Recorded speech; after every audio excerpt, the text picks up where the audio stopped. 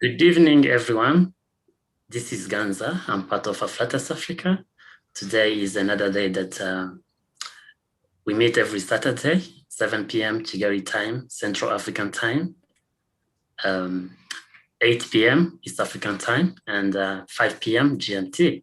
Today, we are lucky to have His Excellency Ambassador Peter Vrooman, the U.S. Ambassador to Rwanda, for another session of Learning for Change, which is a weekly inspirational talk or motivational talk or a training or a workshop. So today we are going to learn from his career, how he grown up and what he has been doing. He is an inspirational man. We all love him. He is a very humble guy. And today we are lucky to have him. So I will be, I'm going to play a short video that shows the work that Aflatas Africa has done in the first 2 years of establishment. And then we'll be waiting people to join, and then we will start our conversation later.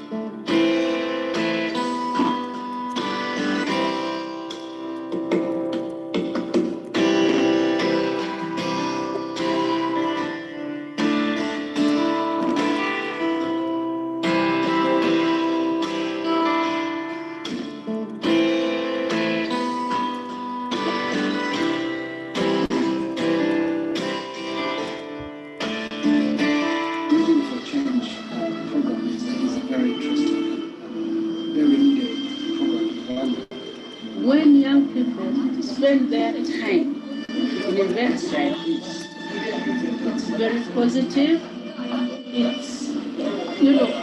It gives me hope for the future of Rwanda. Reading for Change is an event that you get informed and know more about the world. Reading for platform. And that platform offers to the audience the discovery of the benefits of reading. This is the opportunity for anyone, regardless of class, to be able to be engaged in a very meaningful way. And it's really good to be here in an event where people come who read and who talk about what they're reading. Information is, even it's 1 page, travels 1,000 miles. Without reading, someone remains somewhere in the dark. It is as if You are remaining somewhere in the dark. You are very enclosed. You don't know what is happening on the other side of the world. One of the things that reading does, it changes you if you want to change. If you don't read, you are not different from someone who can't read. Did you know that the number of books you read doesn't really matter? Reading for Change is exciting into young people. We learn a lot. Every category of people is able to attend. In order for change, we need knowledge. Without the knowledge, we need to read.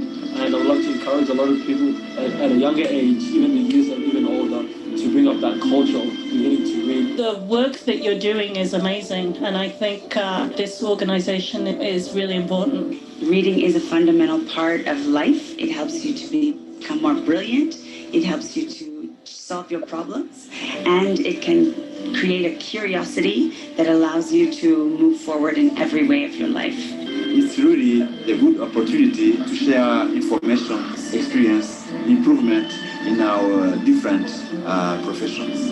And it's a free event, and I hope we get to see you very soon. Reading is very important. And it's wonderful to be here to attend the Reading for Change program today. I was really excited by the questions that were asked by the students and the energy about youth empowerment and youth engagement in learning. Reading is very important to develop yourself and to develop knowledge about the world. Reading for Change, very transformational, very good. These guys are doing very amazing things here in Kigali. You'll meet lots of people, you'll have really good opportunities to talk about things that are important to you, and you'll learn a lot. These events are worth listening and learning from. So that's really good. I lead the change, the challenge. I read for change.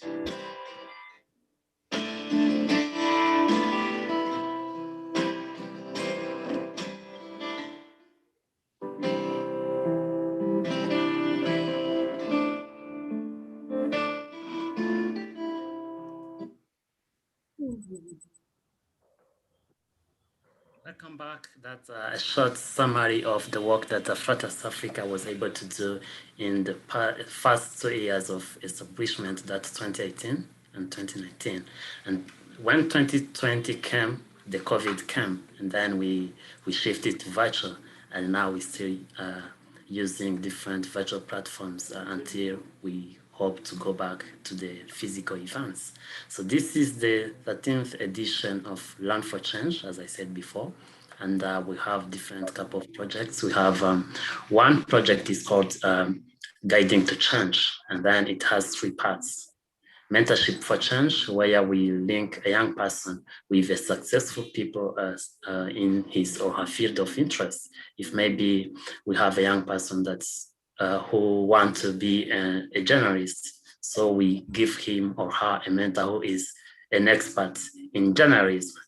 So that's Mentorship for Change. And then Learn for Change, where we have different elders coming to share with us their experience so that we can learn from their life. And then we also host trainings in different fields and on different topics. And also we have Reading for Change, which is the popular program that we had. We've been hosting different people from US, UK, Saudi Arabia, Kenya, South Africa, Rwanda, top government leaders, CEOs, managing directors of different companies coming on panel to discuss different issues that we have in society, but also we'll link those issues with reading. So let's say every month we read a book, and then let's say if we read a book that talks about maybe feminism or women empowerment or gender-based violence. So after reading that book, we do a book review, but also have a panel that discusses on that issue with experts. So that's one part. And then we have another part, which is called Minds, where we want to connect youth and establish a youth hub where they come together, and those who have the same interests form a group and do kind of business or promote their talents. So our aim is to unveil the potential of African youth. That's the kind of work we've been doing here in Rwanda. We have done 6 events in Uganda and 1 event in Kenya, and we hope to go in different countries as we grow. Today's host is Keza Brenda, who is currently the country director of FATAS Africa Rwanda chapter, and I'll let her introduce His Excellence Ambassador and lead the conversation. Keza, over to you. Yeah, thank you very much, Ganza, for that introduction. And I hope everyone who is following us has been able to hear more about what FATAS Africa does. And it is really an amazing organization, all thought up by one man, who is Ganza, of course. And we wouldn't be here without him. And I am very thankful for this opportunity to host such a great man. By the introductions of him, it is the Ambassador Peter Hendricks Vrooman.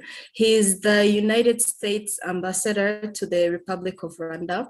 He is a career member of the US Senior Foreign Service, class counselor, and a diplomat since 1991. The Ambassador Vrooman most recently served as the charge d'affaires and deputy chief of mission of the US Embassy in Addis Ababa, in Ethiopia. Prior to that, he served in many other countries, and we are so honored to have him here tonight with us. And I am honored personally to host you. Please welcome Mr. Ambassador.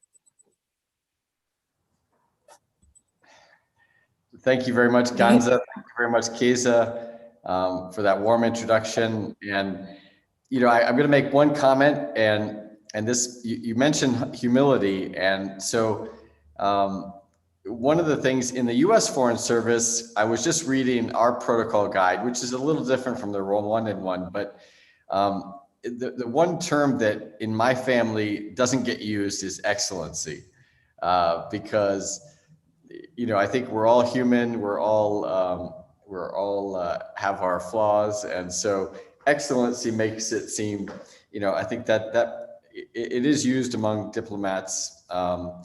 But my own preference, and actually it's in our own protocol handbook, we don't use it with each other. So that's just a personal peccadillo, in the sense that I think that one of my goals, and maybe one of the messages, is that everybody can strive to do better in their lives, maybe strive to become more excellent in things. But if you get to a stage where you think of yourself as excellent, there's not really much room for improvement. And so to be a leader hoping to change, to be a servant leader, to be somebody who is trying to always be learning in their career, in their life, in their family, in their community, that's an ongoing process. So that just a comment on that. But great to be with you today. It was great to see my wife in one of the video clips about reading for change, and that's certainly, despite the challenges of COVID-19, reading has been something I've done more of. So it's maybe the one beneficial thing out of this whole COVID crisis. Back to you, Keza. Yeah. Thank you so much. I actually forgot to mention that this is the second time we host you. We hosted you in May 2019 for Reading for Change. And then we are grateful for hosting again your wife, Iris. Please say hi to her. And we are grateful for your support. Every time we need you, you've been always there for us. Over to you, Keza. Yeah, thank you both for that. That was really nice to hear from you, and we learned something new every day. And like right now, we just learned something new. So if you don't mind, we can get right into the questions. Yeah, okay. So we now see you as this great person. You have achieved a lot. Some of them, we know them, and the others, we're still seeing them. But you have started somewhere, So if you don't mind, can you describe your childhood experiences and aspirations? Sure. Well, I grew up in the countryside of northern New York, which is very close to Canada. It's very cold. It's not near New York City. It's near the St. Lawrence River, which is a huge river that forms the border between Canada and northern New York. And so I grew up in a small town where there were more cows in the community than people, where there were hills, not much industry. There were schools and universities. So there were students from different places from around the world. In fact, my dad was a teacher, a professor of economics. My mother was a high school teacher. And my dad often gravitated to students who came to this very small town in New York from Kenya. So early on in my life, I met students from Kenya in my hometown. And that was really, and gave me an inkling of the world of Africa that I'd never seen, of course, at that age in this small town. But it was a place where I learned the value of hard work, where I made good friends, where my family grew up in safety. It wasn't a very prosperous place, but it was a place that did have a real sense of community. And to this day, my mother still lives there. It's called Canton, New York. Wow, that is amazing. Well, we're still on your childhood experiences. Could you, among your childhood memories, what do you wish to relive right now, or which ones that you remember and they make you laugh? A couple, I think. I've always admired older people, Musaza. And there was a man who was an editor of a newspaper and the oldest man in town. His name was Atwood Manley. He'd been the editor of the newspaper. He was born in the 19th century, so 1890. And as a young boy, maybe an S1 or S2, I met him and would have several interviews with him, and he helped me with some research that I did. And maybe my aspiration was either to be a journalist, maybe a historian, and maybe even a politician, not necessarily Alexander Hamilton behind me, but in our hometown, the most famous person that I was aware of was a man named Silas Wright, who became vice president in the mid-19th century from my hometown. And so I did some work, some studies about his history, his life, and that was an aspiration, not necessarily to be vice president, but to think about public service as a career aspiration. But that's not funny. Wow. So I do think you asked for something funny, and it wasn't funny at the time, but one of the earliest memories I have is sailing in a boat with my father. And I was maybe 3 years old, and the lake was a little bit like Lake Muhazi, kind of shallow, not like Lake Kivu, a big lake. And there were stumps of trees that were still just below the surface. And our boat hit one of the stumps, and it caused a hole to form and water to come in. And I remember telling my dad, "Papa, Daddy, the water's coming in." And he was like, "No, no, no, no, no." And in the end, of course, the water came up, but the boat didn't sink and we made it to shore. So not so funny, but memorable. And the fact that my father was in denial did make me laugh from time to time after the fact. Yeah, it seems that some memories are not funny at the time, but later on when you remember them, they're hilarious. But well, we're still talking more about your life personally. What is currently important to you and your current short-term goals? Well, I think, so there's always, your personal goals, your professional objectives, and, it's always a balance in life about how do you keep that together, right? So, I would say a personal goal I have, and it's been to climb all the volcanoes in Rwanda. Luckily, that goal didn't include all of Virunga volcanoes, because right now that would be a perilous adventure in Nyiragongo. But I do and have for some time hoped to climb Muhabura. That's my plan this summer in the dry season. So that's a personal goal.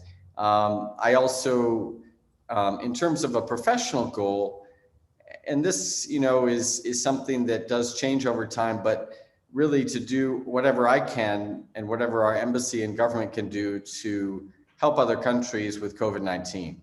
And now, as you've learned, we're beginning to distribute vaccine globally, in addition to our contributions as a country to COVAX. But obviously, right now, there's more that needs to be done with, especially in Africa, where only 2 or 3% of the population is vaccinated. So that's a short-term goal. I'm going to call it short-term because I really do hope that we can accelerate globally the vaccination for COVID-19, which I think will help us all get to a better state, not necessarily pre-COVID state, but something where your motto or that of the RBC of a healthy nation is a prosperous and wealthy nation. So I think anything that I can do as the chief of mission of our embassy and as the point of contact between your government and mine to help make that a reality is going to be my short-term objective, top number one. Wow, those are wonderful goals. And I personally know someone who can go with you hiking to climb the volcano. Ganza is a really athletic person. So if you want to go with someone, yeah. Anyway, so getting back into like a more serious stuff, walk us through your career journey. Like what pushed you to pursue it, and what were the challenges that you faced, and if they were, how did you overcome them? Sure. And, I was very lucky having two parents who had gone to university, had met, in fact, in a university, and who valued education, who pushed me without forcing me to do it their way. So I got a very good education as a young person, even as in a rural community, which is not always a guarantee. I think sometimes there's a divide between the city mouse or the city dweller and the rural community, where there's not as many opportunities. Now there's a digital divide. When I grew up, there wasn't such a thing as a digital world, really. But the digital divide can actually become a digital bridge, I think. And that's certainly something I think about when I look at addressing poverty and looking for how to help create better jobs for the next generation of youth, whether in Rwanda, in the United States, Ethiopia, India, other places I've served. So for me, I think the challenge was getting an education and succeeding. That takes a lot of hard work. It's not just, what faculties you're born with, but how you actually work and learn, how you read. That's why Aflatus, whenever Ganza or you, Keza, ask me to do something, the reading culture is really critical for anyone, wherever you are, to become successful in whatever language. Read. So I read, and I was pushed to read to some degree, but then it became a self-motivating thing. I kept book lists of books that I read as a young adult, as an adolescent. And I think that's what helped me succeed as a student and ultimately becoming a lifelong learner. How I got into foreign affairs or the life outside of the United States was a bit by chance in a way. And it was association with somebody from my hometown that knew my parents, knew my mother. And he was a Rotarian from the Rotary Foundation or the Rotary Club of Canton. And he told me about a scholarship that I could apply for from the Rotary Foundation. And I applied, and I won a scholarship to take a year off from school and study in France for a year. And at that time, the scholarship was to become a very noble sounding title for a young person, an ambassador of goodwill. And I've always liked that title. In fact, that's more preferable to me than excellency. But it was, of course, not something that was official title, but it was from the Rotary Foundation. And one of Rotary's principles is to build community through goodwill and friendship. And so they were less concerned with me getting a degree, another degree in France, but to build ties with the Rotary Club that I was assigned to in France, and then to understand and build bridges of understanding across different cultures, languages.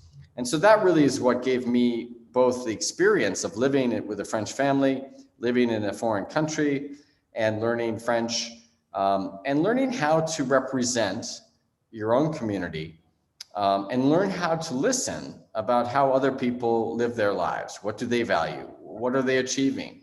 What can we learn as an individual or as a country from other countries and people?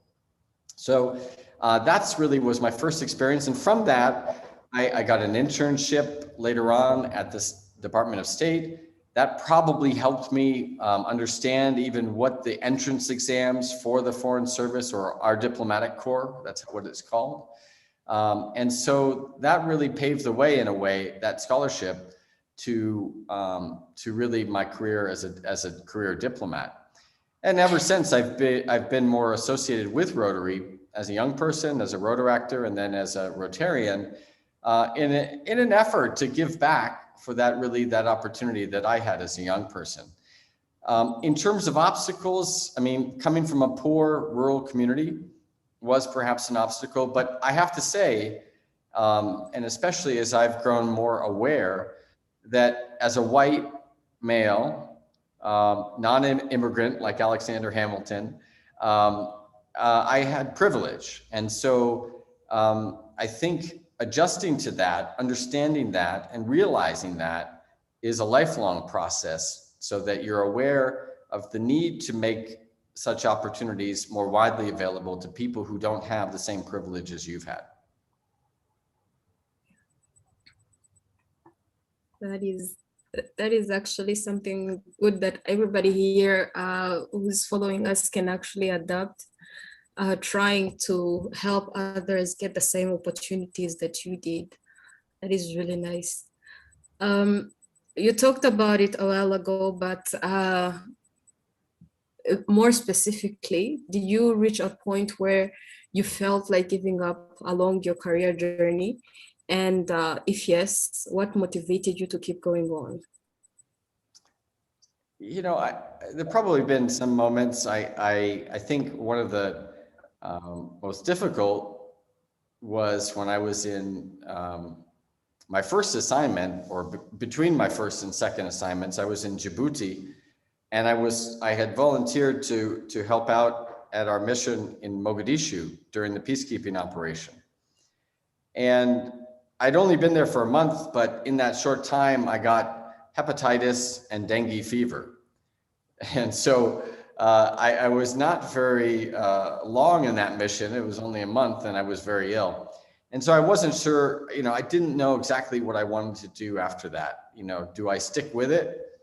Do I go back to the places where maybe my experience knowing about the Horn of Africa to some degree might be beneficial, knowing how challenged that peacekeeping mission was and how the need for people who had some understanding of both Somalis and Somalia. So I faced a pivot point where I actually, despite my poor health, I insisted on going back. And I don't regret it. It was obviously, I didn't anticipate that the events of Black Hawk Down would so change the mission in many ways. But it also gave me an opportunity to help repair relations and I think minimize the damage that resulted from that experience. And that's where I was for the year of 93, 94. Wow. I wish everyone can have that kind of courage and stick to what they were doing, no matter what they were facing. I mean, even with health issues, wow, it's definitely impressive. And speaking of people who we can learn from, who are the people who you say inspire you to do better, and what do you find most inspiring about them?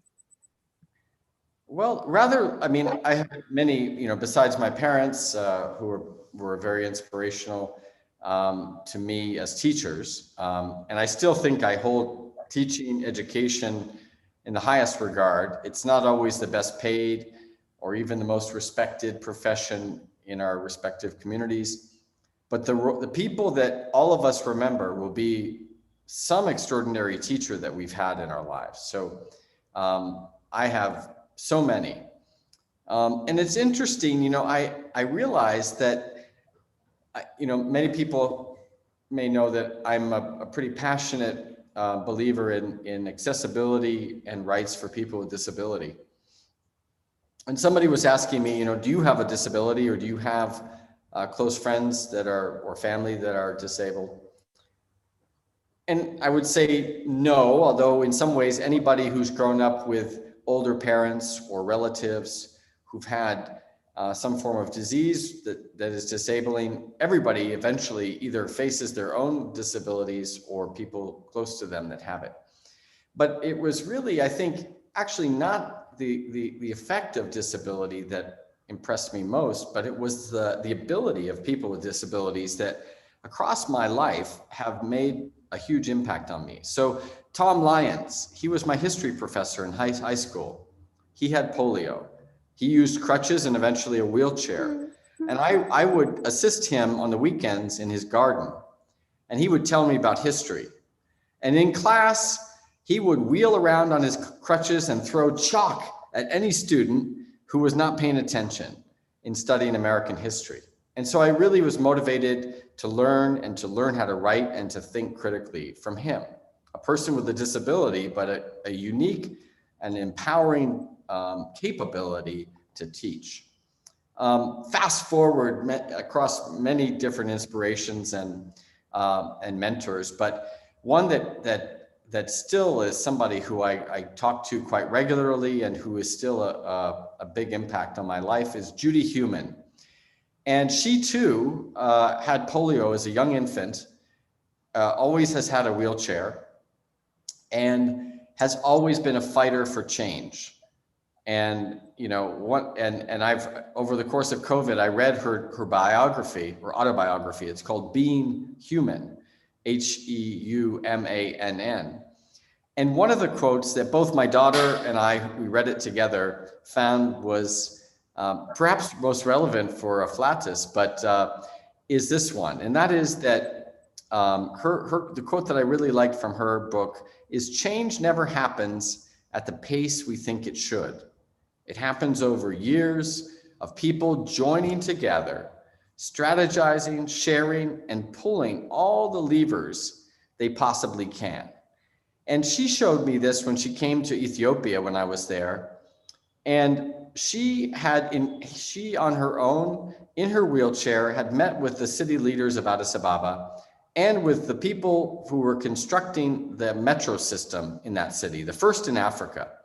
And she asked a simple question: is it accessible to people with disabilities, wheelchairs, people with visual impairment? And the answer was no.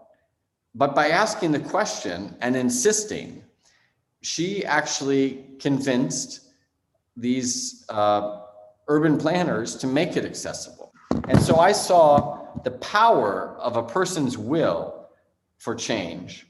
Her insistence, she made people think about how they could do better and be a better leader, be a better example, and really move things further than they thought they could ever before.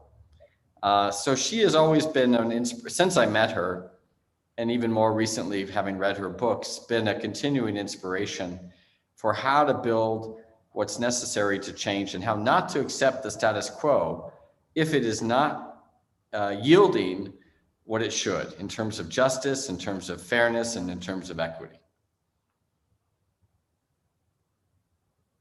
Wow, that is very inspiring. I should really read her books now. I love that quote about change, and throughout our whole lives, we go through those changes, and that is how we get to achieve our goals and whatnot. And how about you tell us about your greatest achievements and who or what might have been the main influences of those achievements? Well, you know, one of them, and this is another mentor from an early childhood said that, you know, so even if you can only affect one other individual, that difference that you make, if it's a positive change, is all important. And so a change maker doesn't just have to change the destinies of a country or an entire community. It can be somebody as close as in your family. You know, if anybody is taking care of a child or brother or sister who has a disability or serious illness, especially in this time of COVID, you know, you are a change maker. You're a hero in what you can do to help, and you've made a huge impact on somebody else's life. So I think that helped temper, not curb my expectations of myself, but to understand that sometimes those impacts are very specific and very individual. So one of the things that Judy challenged me to do was to realize an objective that I had in Ethiopia to hire more people with disabilities on our embassy staff. Our embassy there, like here in Rwanda, is built to American standards for accessibility according with the Americans with Disabilities Act. So there are Braille signage, there are ramps, there are elevators, there are curb cuts, and it is a very accessible building. There are always some changes that can be made. But in general, because there's such demand for jobs in places where I've worked, it's very competitive. And so we put in place job descriptions that require somebody to be a clerk for 5 years or to have been a driver for 5 or 10 years. And so we don't take a lot of entry-level people. And so even people with disabilities who've been highly educated, law school, college degrees, bachelor's degrees, master's degrees, in many places, either because of the competitiveness of the labor market or because of discrimination, they've not had opportunities to get in the workforce. And so it was a huge challenge to hire people with disabilities, but we were able to have a cohort of people who had been Mandela Washington Fellows and had gone to the United States on these fellowships from many countries in Africa, but also in Ethiopia. And they actually, some of them who had gone in that program had the courage to apply for a new position, and they actually helped us create that position for a disability advisor in Ethiopia. And the last thing that I did, and it took a long time, but we were able to hire somebody in our human resources office who was disabled, who was qualified, and who is making a big difference in terms of showing through her own just showing up at work that being disabled does not preclude working in an embassy, working in a professional position, and offering opportunities for other people with disabilities. So that was a very concrete achievement. We've also hired a temporary, it's not a permanent position here at our embassy in Kigali, for a disability advisor. And it's my goal here as well to make that a permanent position going forward. But that kind of change takes time. It doesn't have changing personnel systems and hiring. It takes systems, and it takes change to affect the position descriptions and to make it possible to be really more inclusive. Yeah, that is very true.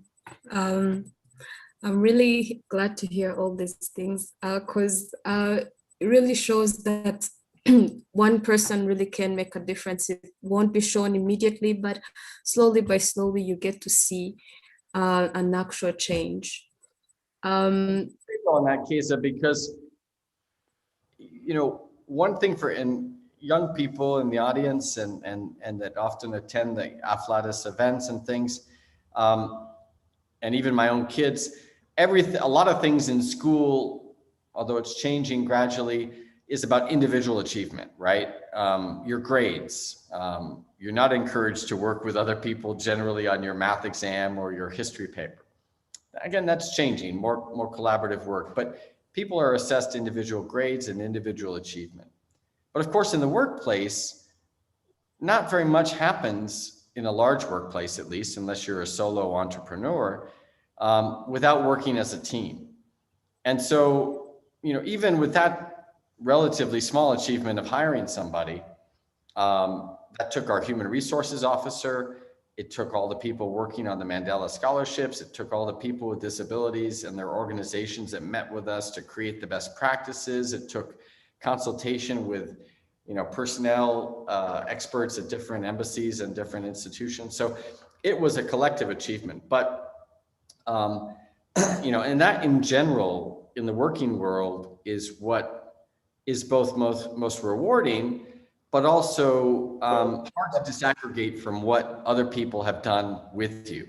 And whether it's helping the government of Rwanda with healthcare successes, obviously we're just playing a supporting role, and often a very minor one, but one that is still can be decisive at different moments. So looking for those moments when an individual or a team can be more successful, and using your collective wisdom or your wisdom of experience to apply to those situations is really what I find most exciting in life, in professional life.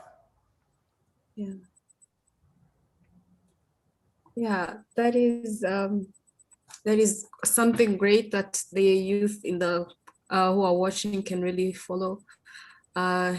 And it starts at a young age to learn how to work together, because it is not easy. I face the same issues sometimes.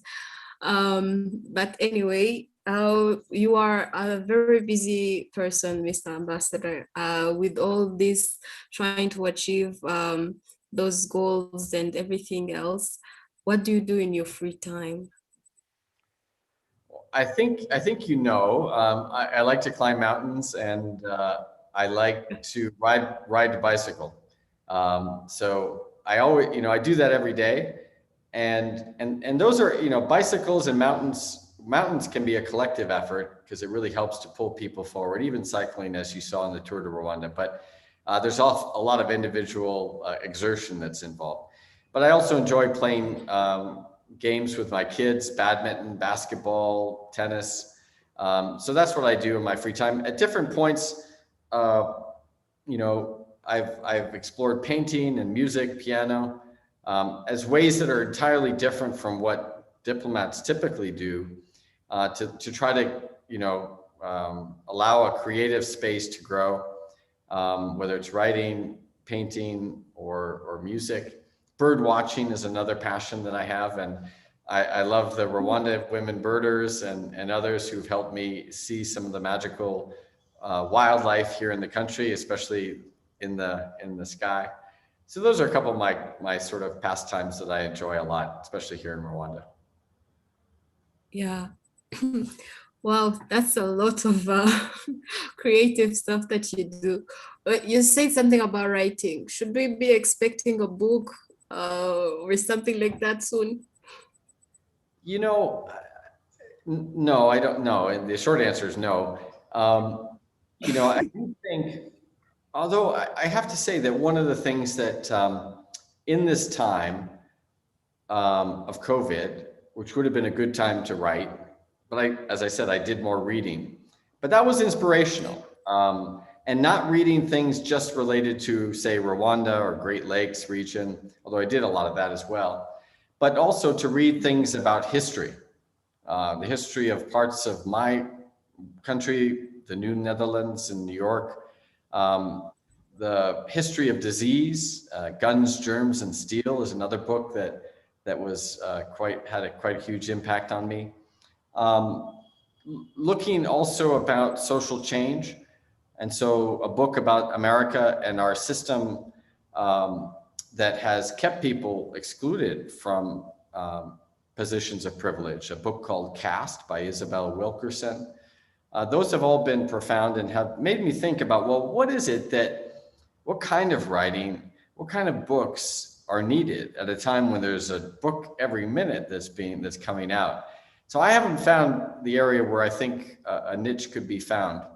But I do think, in terms of my experience working with diverse leadership, complementary leadership with different types of diversity, looking at some of those examples and experiences that I've had, both working for somebody more senior than I, and then also as somebody who's been an ambassador working with and hiring deputies and other people, what are the key ingredients to successful working relationships? So that's something that I'm thinking about, but I don't have pen to paper yet.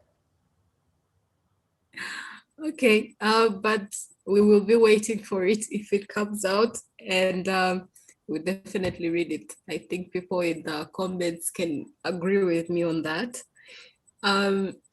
Speaking about your time and how you spend it, can you tell us about your week? What are the most critical moments for you in a week? So there is some regularity, and I think obviously with Zoom or Teams and WebEx and Blue Jeans, there's all sorts of and Google Meets, Hangouts, WhatsApp. There's all sorts of ways to connect virtually. But how do you have meetings that are meaningful? And I think that's been a challenge. Does anybody have any stamina to sit through this or any other meeting that goes beyond 10 or 15 minutes? Hard to say. But for me then, in a week, we have a country team meeting, which is all of the representatives of different agencies in our embassy, and we meet every Tuesday.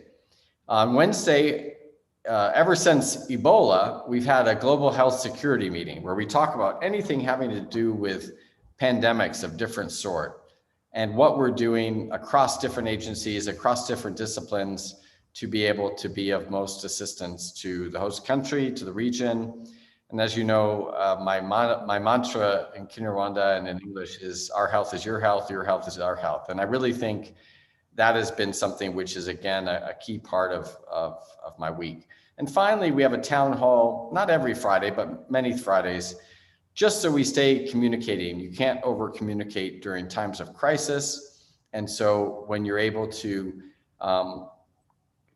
share information with people, to hear any concerns that people have, those are key moments. So those are the three sort of big rocks, if you will, in my week. And the other three are in the morning. Every morning or 3 days a week, I have a Kinyarwanda lesson with my teacher, Magnifique. And I always look forward to that. And sometimes it gets cut short by other diplomatic meetings or responsibilities, but I try always to stay faithful to it, whether it's reading an article on Igihe or whether it's reading a Kinyarwanda storybook for P2 readers, or listening and having a conversation about different aspects of Rwandan culture. Those are the memorable parts of my week, and I always like to start the day with them. Wow. There was a comment down in the video where they were talking about how great your Kinyarwanda is. So I guess the lessons are paying off. It's a hard language, but I'm slowly, I'm making some headway. My pronunciation is getting there. My reading, conversational Kinyarwanda is really tough, but my comprehension is improving. Yeah, it's really good. So looking at the changes that took place in the past 20 years, how would you advise the youth to prepare themselves for the world in 20 years ahead? Well, I think I would say, it may sound kind of basic, but and maybe it's also my observation from having lived overseas, but the world is global. And so everybody, young people in their 20s or 30s or teens, in some ways they're competing with, or at least they have peers, they may not know them, on all continents. Kids who are curious, who are hard workers, who are striving. And I think the important thing for the people in that generation, I don't know if it's Generation Z. I guess I'm a late Generation X, so maybe it's Generation Z, the millennials, shall we say, is to continue to be curious about the world, to be hopeful about it, to be creative, apply their skills, be compassionate with each other. And again, I can't overemphasize the point about being hopeful and creative, because many of the solutions for the next 20 years, whether it's climate, whether it's pandemic, it will be the younger generation that's going through school now, going to universities, going into the workforce, that will find creative solutions for many of the challenges that we face, making us, the older generations, look like we were either foolish, ignorant, or both. And so I always, I've been involved in India. I was very active in Model United Nations, and not so much, I was often invited as a guest speaker. But more important to me was to listen. What kind of ideas do you find in rural parts of Rajasthan or here in Rwanda for solutions to these big issues? One of the things I've talked to many young Rwandans about, that they talk to me about, I don't talk to them about it, is the challenge of teen pregnancy. These are kids from different parts of the country, different, both men and women, young men and women, and they have ideas and they have suggestions, and they have this on their priority list of issues that need to be tackled in their country. And it's not limited here, but it's something that I've heard consistently from a lot of different folks. So I like to listen to what people who are half my age have to say about the problems that they're facing, because in many cases, they may not know where to turn for advice, but they have the kernel of an idea that can sprout and grow into something that I think will be much more innovative than something that my generation might come up with. Yeah, you're right about that. We will probably need hope, lots of hope, if for a future, because it's the world is changing fast, and doesn't always seem to be good. But going back to you, if you weren't in the career that you're pursuing at the moment, which one would you be doing? You said earlier something about journalism and something like that. So at the moment, what do you think your career would have been if it wasn't this one? Well, I wouldn't have realized it early on. Thinking about diplomacy, I would have associated it with, and I worked at the UN, at the US mission to the UN, and peacekeeping and armed conflict.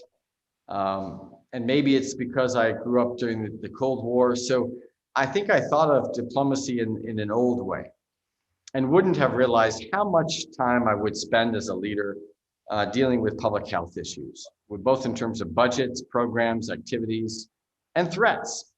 And so 10 years ago, when I was a student getting my master's degree, I took a pause. And one of the soldiers, I was at a national defense university, asked me, Peter, what's the biggest threat to American national security? And I said, pandemic. Now, it wasn't that I was brilliantly prophesizing the future. We had just come through the SARS period.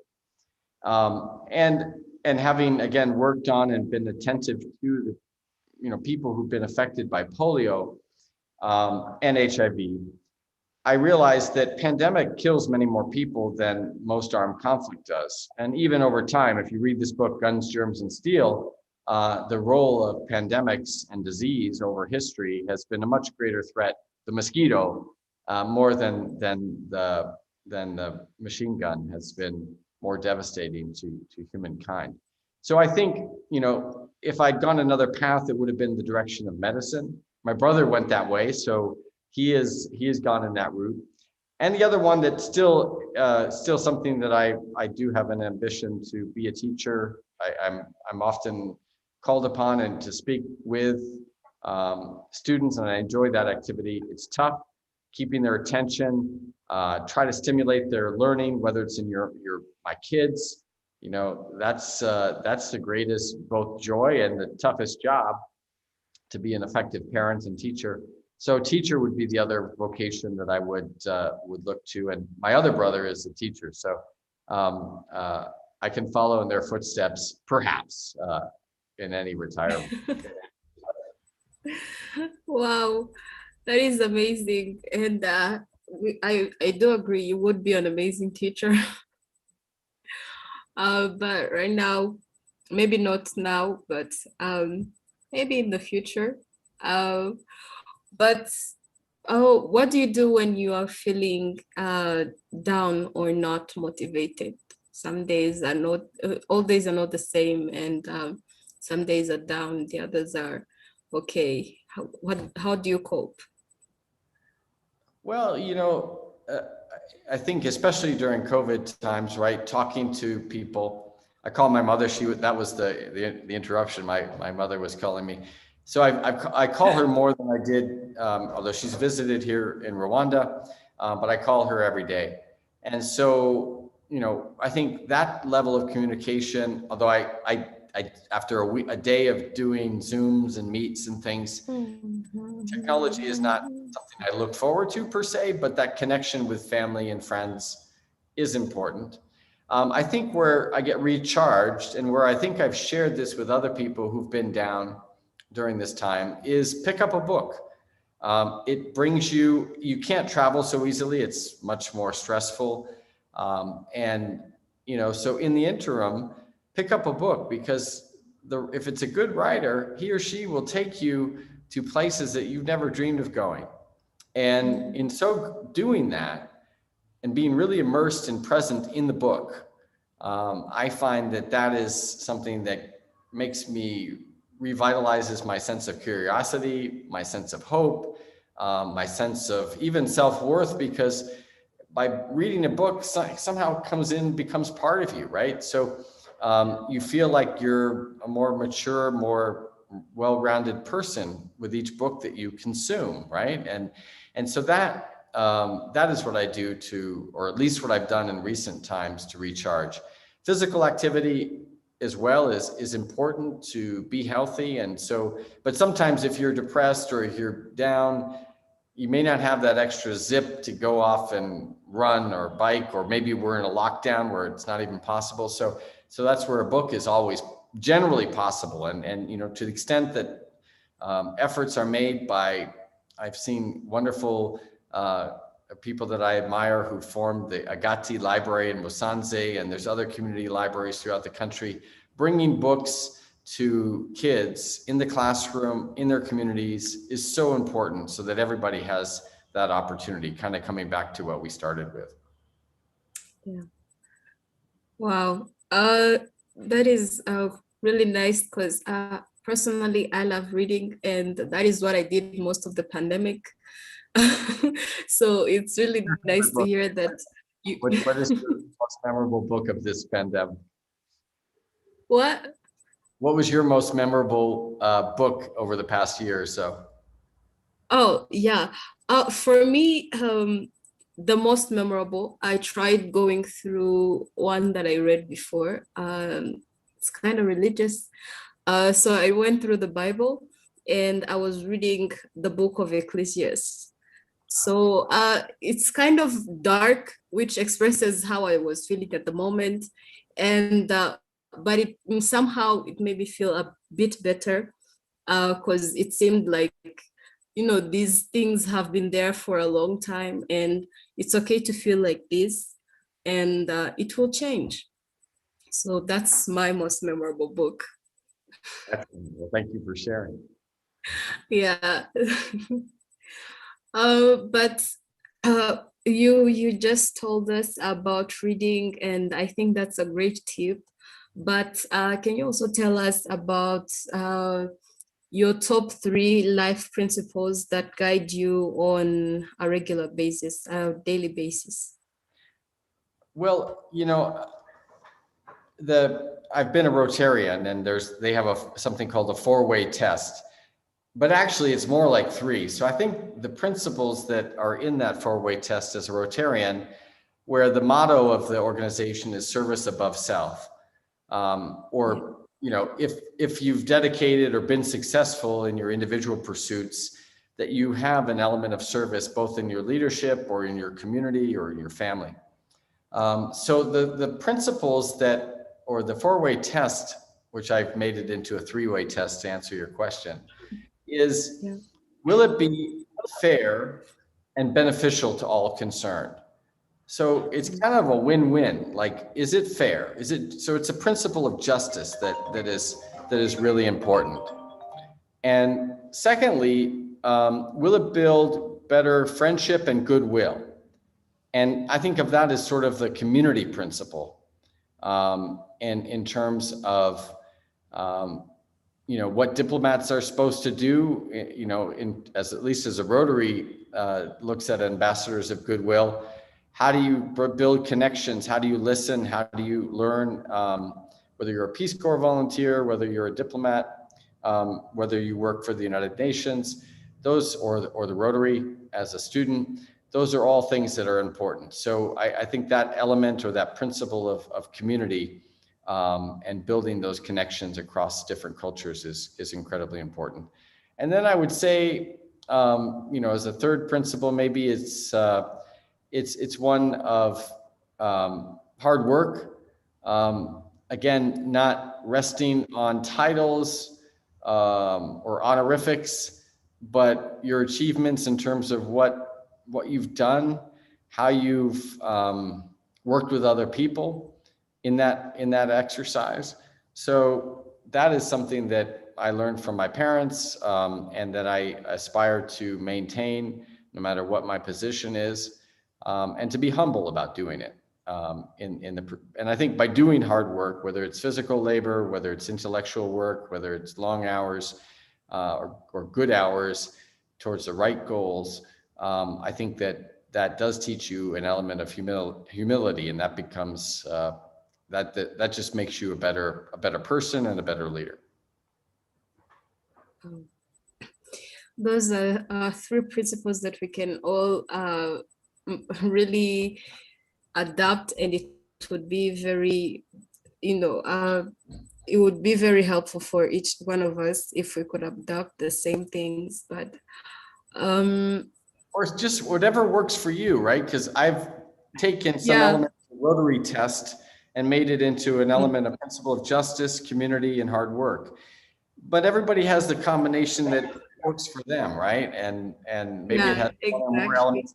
Never have more than 5, because you cannot remember. I love the SDG goals, but they're like 17, and I don't have 17 fingers. So goals or principles or values, try to keep it in a handful, then you'll be able to keep track of it.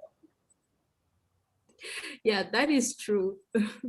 Because if it is too much, you can't juggle a lot of things, then it would just fall upon your head, and that won't work well for you. But going back to you, if you were to meet you in your 20s, what advice would you give yourself that you wish someone could have given you at that time?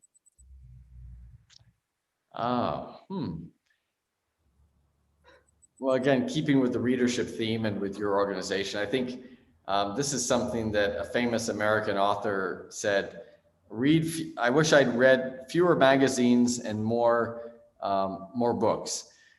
And the point being, now it may not be a magazine. I don't get magazines very often, but you know, your mobile news feed, your tweets, what have you, little nuggets that are enticing, but not particularly substantive necessarily, teasers, but not really anything that takes you closer to truth or fact or wisdom, right? And books can help you get there, I think, more slowly, but obviously in a way that may be more meaningful and lasting. So if I was in my 20s, I would have taken the COVID experience and translated it backwards and said, make sure you keep reading, not necessarily religiously, but regularly. That's important. Secondly, I would say, you know, the thing, I've tried to learn a lot of different languages over my career. I'm not sure I've mastered any particularly well, but I think my message to my younger self would have been really like I've tried to do here, make it something consistent, not once a week, not, make it a real chunk of your time to, if you're going to be in a place for a period of time, to really try to learn as much of the language as you can, and to make that a real goal. And I think for any young people, learning other languages, really, there's an expression in Arabic called "Kul lisan fi insan." So in each tongue or language, there's a whole humanity that would otherwise you would be ignorant of. And of course, there's so many languages. Sign language, that's very expressive, 300 different versions of it. There are so many different world languages, and global languages across the globe. I think that is something that that's part of the richness of humanity. It gives you hope because you look at new ways of thinking and expressing yourself.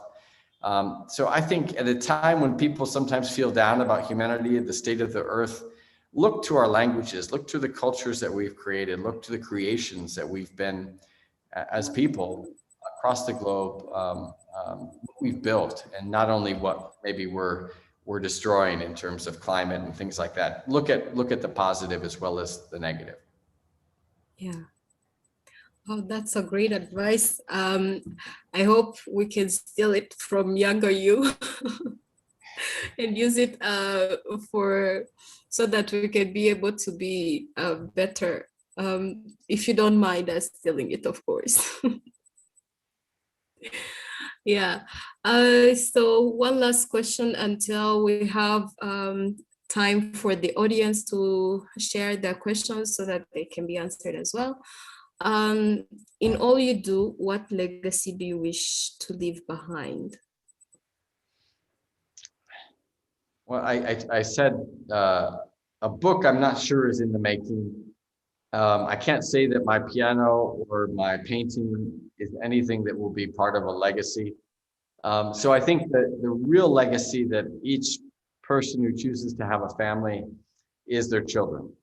And,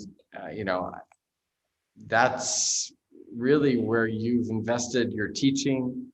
If you've had any wisdom, you've probably tried to share it, may have been repelled, or may not have been accepted, may have been changed, more likely, may have been adapted. But the legacy will be felt in some way through your children. If you're a good parent, not so good parent. And so really that's the lasting legacy that we all have if you've chosen to have children. And even if you've not, the legacy of your friendships and the legacy that you leave in their minds. What impression did they have of you? Any given day, any one of us, COVID certainly brought this home to so many people so sadly that it could be your last breath. And so what did you leave? And on those terrible moments, there's not usually enough time to create a legacy. It's really dependent on what you've done. And being present in the here and now, in your life, not always about, well, I'm going to be kind later. I'm going to be gentle later. What are you doing now? And who are the people that you're helping now? Who are your people, as Ganza was saying, that you're mentoring? Mentoring is something that hasn't come as naturally to me as maybe even teaching. But I've realized how important it's been both for me, and I have to give back. So my deputy really taught me how to be a better mentor and to be there for people when they need it. And it's often very intensive. You have to, when somebody's going through a crisis, and a mentor is not just an official relationship. It could be your best friend who's going through a really difficult time. It could be your brother or sister. It could be a colleague at work. It could be a friend from school. But if they're going through a bad time, they're going to rely on you. And do you come through? Are you there for them? And that sense of being reliable to somebody is really, I think, the true test of service above self. If you can say, yep, I'm going to drop everything because I need to talk to you, or you need to talk to me, and I'm going to be available for you to listen, if nothing else. Yeah. Wow. That was really inspiring. And while that was all my questions, and but this is the time for the audience, for anyone watching us, to type in your question so that the ambassador can answer it. And in the meantime, I want to thank everyone who was able to join. I hope you can join even next time. We meet each Saturday virtually for Learning for Change. And every last Saturday of the month, we have Reading for Change. So please be on the lookout. Remember to like, subscribe, and make sure that you get like the notification bell so that you never miss all the activities for Afflatus Africa. Are there any questions? Let me check. In the meantime, we have some questions. Adding on what you were saying, Reading for Change of this month is quite very interesting, as we are going to talk about music. So we are currently reading a book. The title of the book is The Secret Language of the Heart. And it talks about how to use music, sound, and vibrations as a way of healing and personal transformation. So we are looking forward after book review for having a panel discussion where we'll be having a DJ, a musician, like a singer and a producer, and someone who can testify on how music transforms or changes his or her life. So be ready for it. If you want a soft copy of the book, reach out to us on email or send us a message everywhere on YouTube, Twitter, Instagram, LinkedIn. It's all Afflatus Africa. And going back to the questions, someone asked if you can say something in Kinyarwanda. When we were talking about you learning Kinyarwanda, he asked if you can, like right now, if you can maybe say something in Kinyarwanda. Well, I said my favorite expression is ubuzima bwanyu ndi ubuzima bwacu, ubuzima bwacu ubuzima bwanyu. So that, for me, in this past year has meant so much as a cultural expression that's valued in Rwanda. And for me, in terms of my own, where I spend my time looking at public health, that is something that you hear me say all the time. So that's the stuff that's in my heart. Yeah, thank you so much for the person who asked the question. For people like Lynette, who are Kenyans or foreigners, or people who are not Rwandans who don't understand Kinyarwanda, the US ambassador have been learning Kinyarwanda, and now he is able to speak about 3 minutes, like speaking for 3 minutes in Kinyarwanda. And he was just saying that he likes to say that our lives is your lives, and your lives is our lives. So you translate a little differently too. It's ubuzima can be life or health. Oh yeah, health. Yeah, obviously. Yeah, our health is your health, and your health is our health. It's like our lives matters and your life matter. So yeah. Another person asks, his name is Fidel Gisore. He is asking what the embassy does when it comes to climate change or climate crisis. He has projects in that area, and he would like to ask the best way to approach the embassy.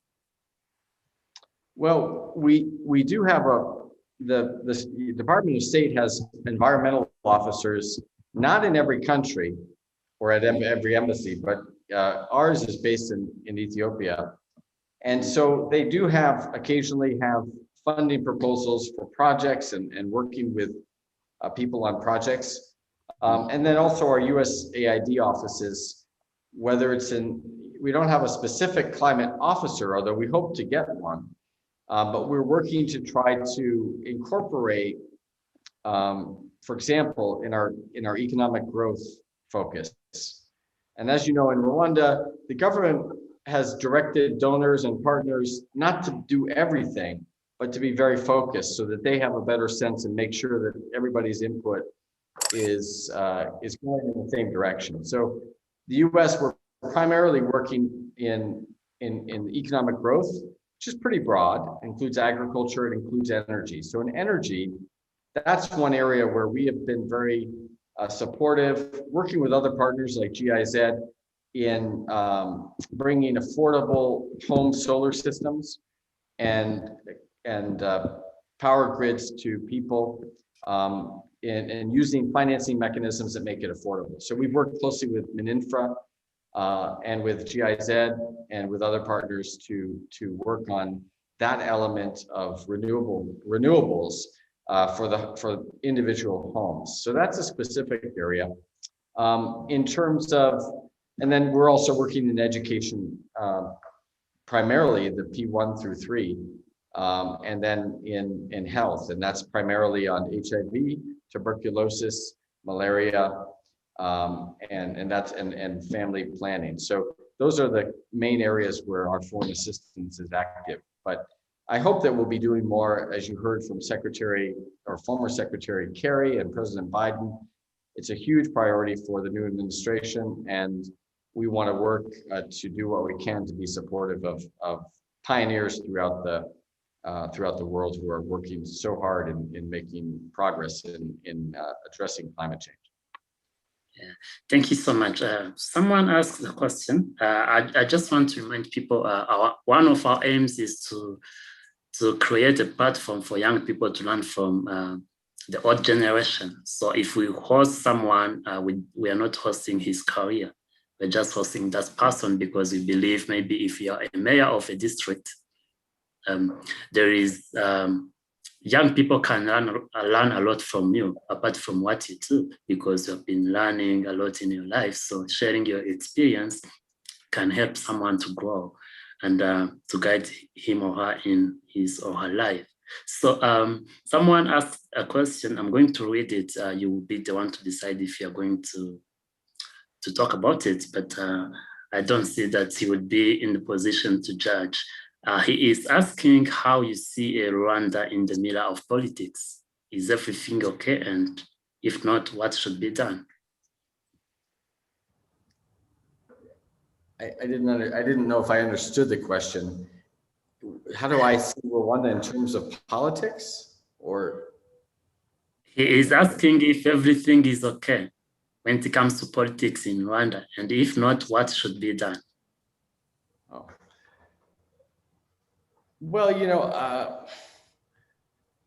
we have a couple of I don't know if I have a copy of it here, but each embassy has a country strategy, and they're often quite similar. The one we had for our embassy in Addis Ababa is similar to the one here.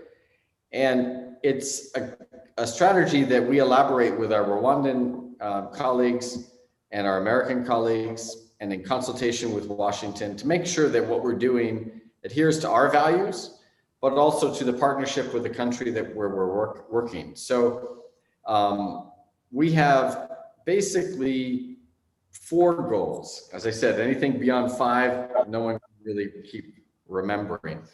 One of which is advancing peace and security. So in the Rwandan context, that means supporting the government and which has a constitution, as you know, that promotes and values peacekeeping.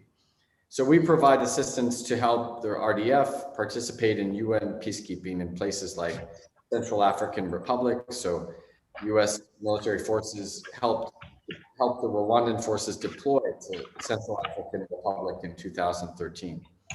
Our second goal is to increase bilateral trade.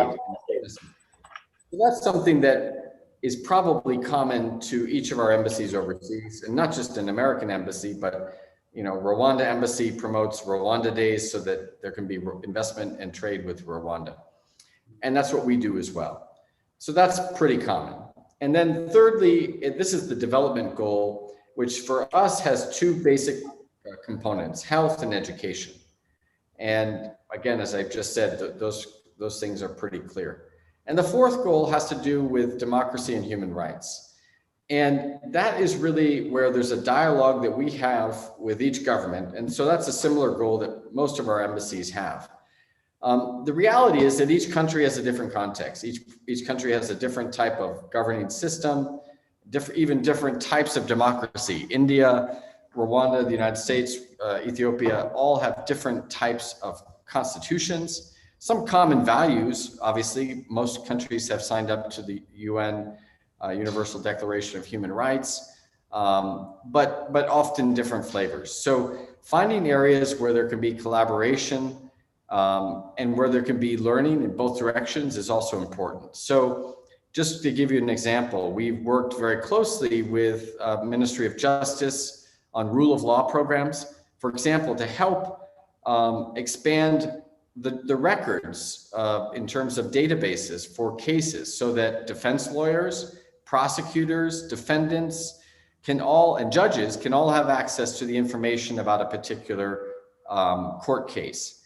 And then for any decisions that are rendered by the Rwandan judges, that there can be on that database accessibility to precedent, so that if one judge makes a judgment about a particular type of case, other lawyers can study that precedent, disagree with it if it's a higher court, or perhaps bring it into bearing for their own cases in their own court proceedings. So those are areas that are quite technical. Some of it involves technology. Some of it involves helping, for example, the University of Rwanda to develop a law review, so that there's, again, a better understanding among all the lawyers and people in the legal profession in Rwanda of their own laws, how they may intersect with best practices and other jurisprudence outside of Rwanda, as well as treaty obligations. But those are the types of concrete types of assistance where we're working. And in terms of, assessments about politics, we are mandated by our Congress, which pays our salaries, to do human rights reports on every country of the world. And in some cases, we're asked to do specialized reports on different types of human rights, even about the United States, such as trafficking in persons. And so in those reports really has the more detailed critiques, if you will, on different sorts of things, barometers. Other parts of the US government look at external metrics about where a country is on different types of governance issues, democracy measures, and some of them are US and some of them are Swedish and some of them are UN based, UN Human Capital Index, for example, or the World Trade Organization's ease of doing business. Maybe that's not the World Trade Organization, that might be the World Bank, sorry. But you get the point that there are comparators, standards, and critiques that are made by our government and by other governments and by non-governmental organizations that look at different countries. And so I can't give you a specific answer, but in some of those reports, some of the more nuances on what does the US government think about due process in the court of law in Rwanda? Well, we may cite some examples where we don't think there was, and others where we think there was. So, or where, for example, Rwanda's making very good progress on addressing and bringing prosecutions against people who are trafficking people for sexual trafficking and the like. Where for now, another big issue is corruption. How effective has Rwanda been on tackling corruption? So we look at the Auditor General's report to the Rwandan Parliament and try to translate that back to Washington, so we understand what it is that Rwandan institutions are doing to keep its government accountable to the people of the country. Yeah, thank you so much. Nelson Himbaza someone asked the books that you can recommend to young people.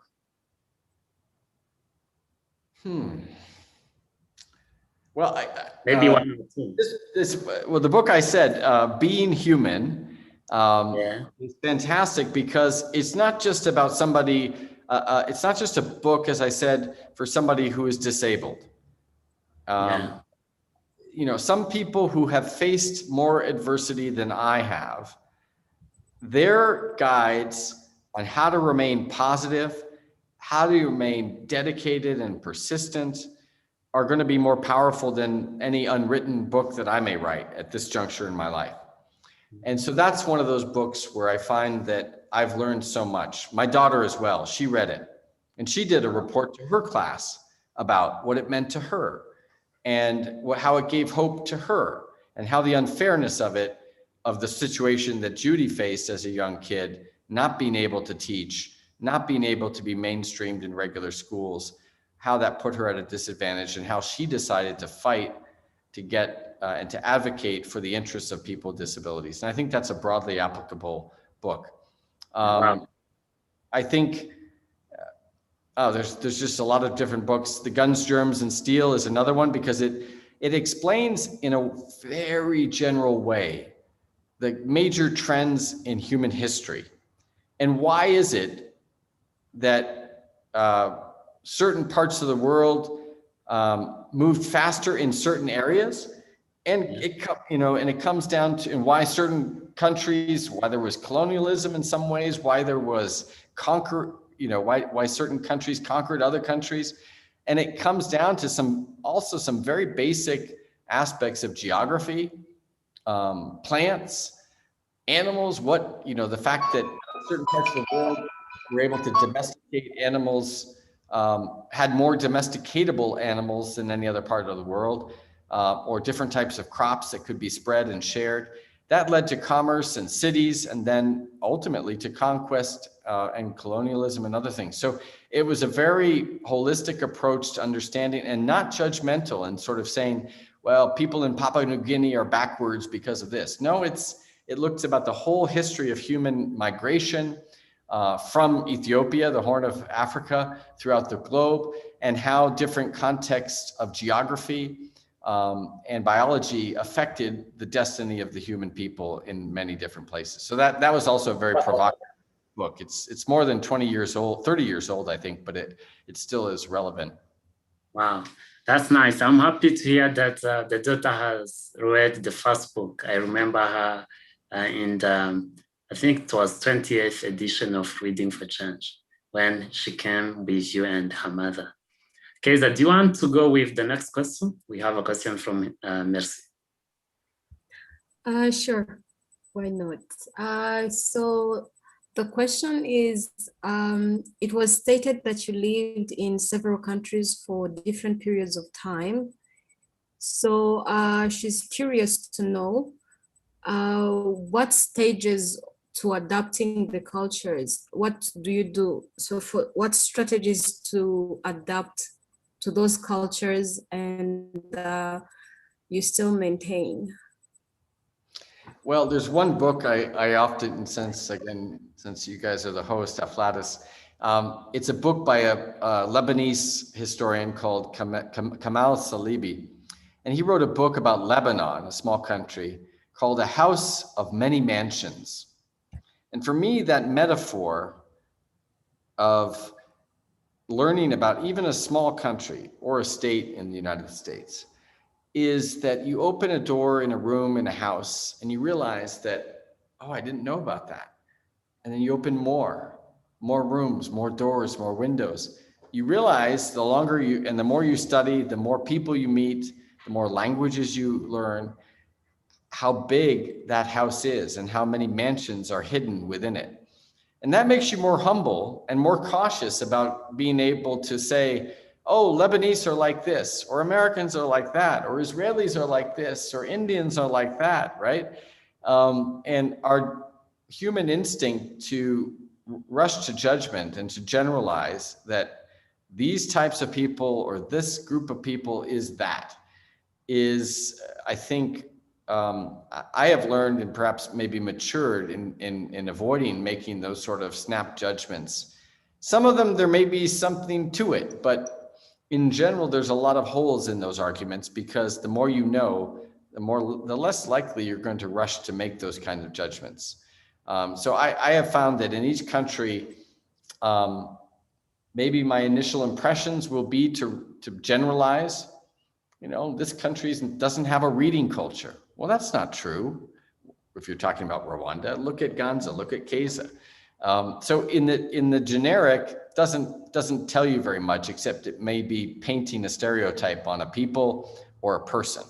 So that's what I try to avoid. I'm not immune to those biases. Some of them may not, I may not even recognize them, but I'm more conscious the longer I've been overseas and in different countries of the need to take care in rushing to any generalization about any country, its citizens, or even a subgroup within it, or my own country for that matter. So I think that may be one of the benefits, maybe one of the few of maturity, is that and not everybody sees maturity in that light. They maybe reinforce their own prejudices. That's another direction that people can head as well. But that's something that I think I've learned and taken from one place to the next. And of course, trying to learn the language gives you more insights into really understanding what innovations people have, what creativity they have, and what new ways of looking at the world they may have, and that you can benefit from and see. Well, I think everyone actually can use that, because it's almost every day that you meet different people, and assumptions and generalizing can actually destroy some kind of a would-be relationship that could have occurred if you have gotten to know the person better. I just make a comment on that. We brought a speaker here at one point before COVID. This again before COVID, BC.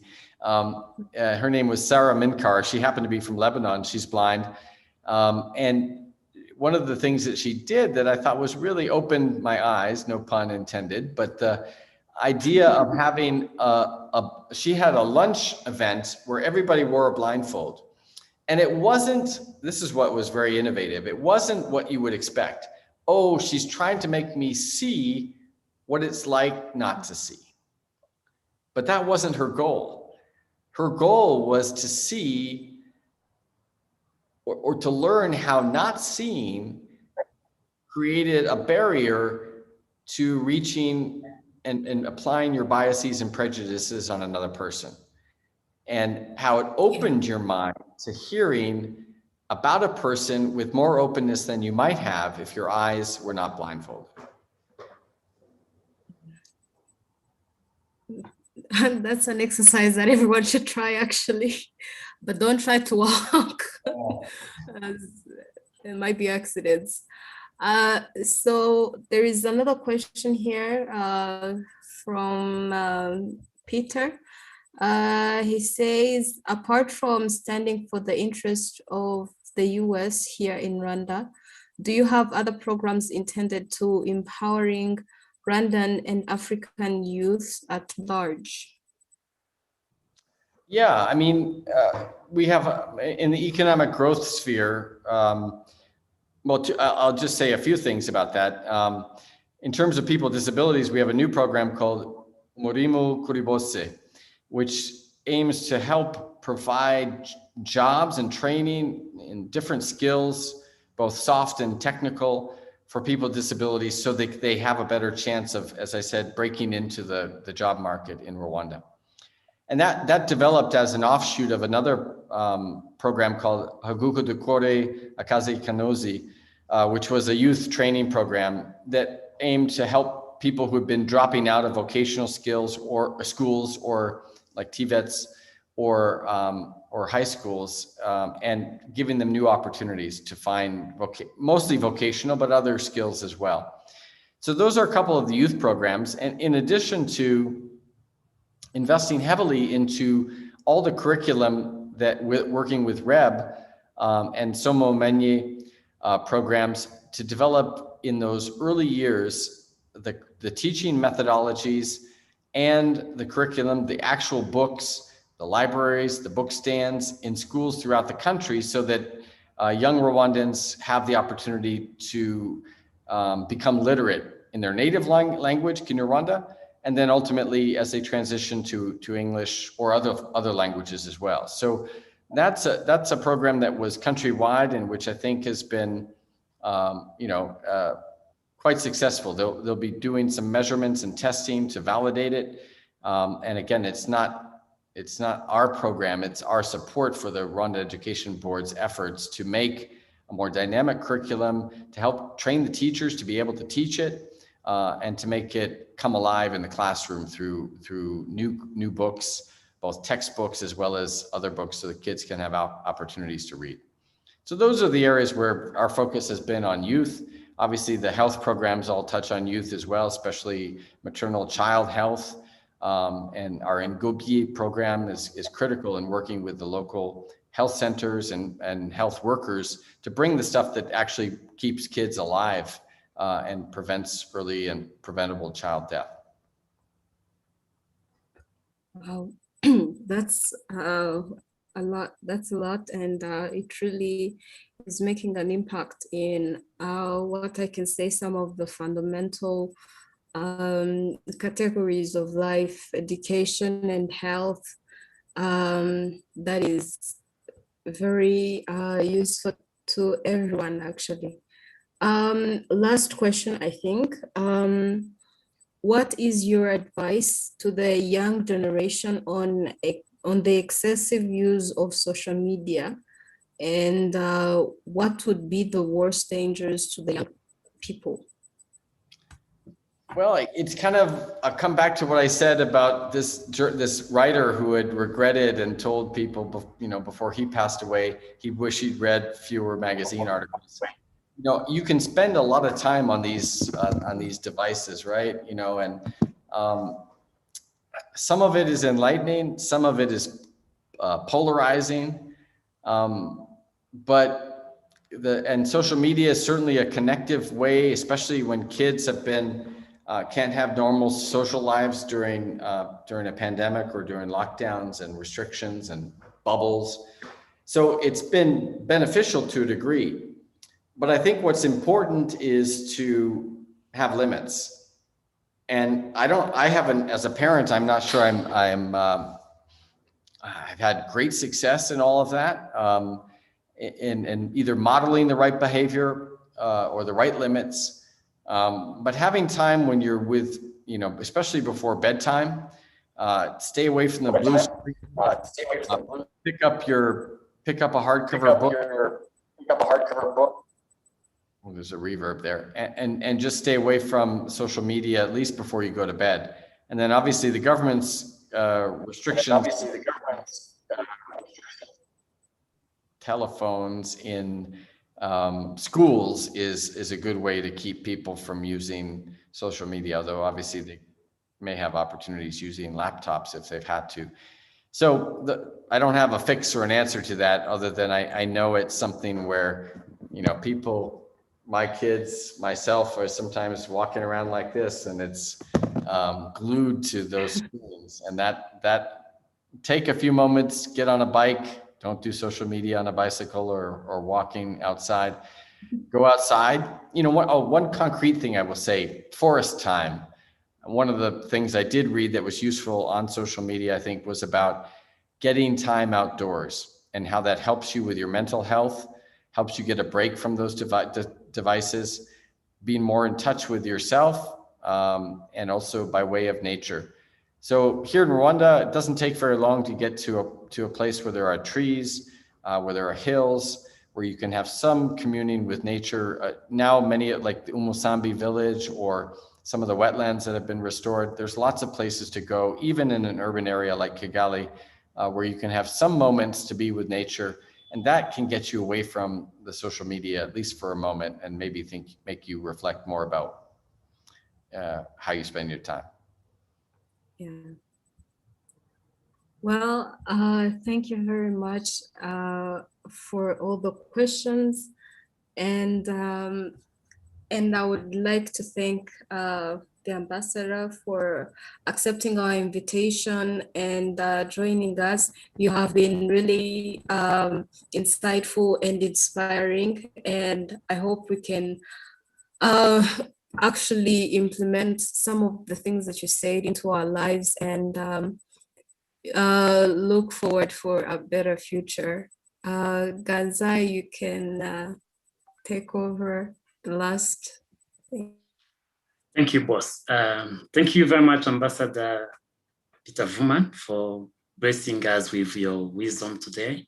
Thank you for offering us the stress of your time to be with us in our today's Learning for Change session. As I said before, it's your second time to be with us, and we appreciate that you have hosted also your wife.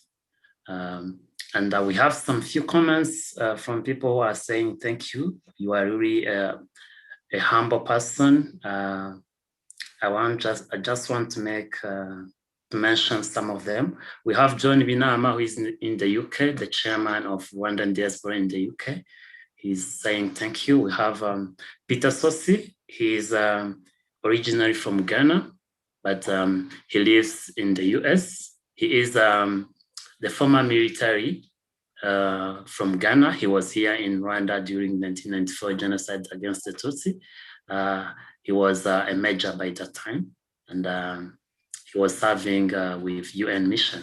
So he's saying thank you so much. We hosted him in April 2019 during Reading for Change. He came all the way from the US and came to speak during Reading for Change in few years ago. So thank you so much. And maybe if you don't mind, could you please share the last wisdom of today? Oh, I don't have any more wisdom to share, but I do think I just go back to one point, and maybe it's actually I'll be a provocative. I'll hopefully say something provocative, Ganza, and that is that, you know, the wisdom is all around us, and I do not have a monopoly on it. As I said, I think the one thing that may make me a better leader is always when I have to confront, explain, and listen to what young people are saying. So that's why I rarely accept an opportunity to be a speaker and then just come for a keynote and run away. And so the question and answers are very important, but also for me to listen to what other people are saying, particularly young people. And I think that's a culture that globally is not as well ingrained in our institutions as are probably needed. So looking for those opportunities, it could be Model UN, it could be Rotaract, Young Rotarians. I always find that is an area where, you know, I may disagree with something, but I learn what people are thinking.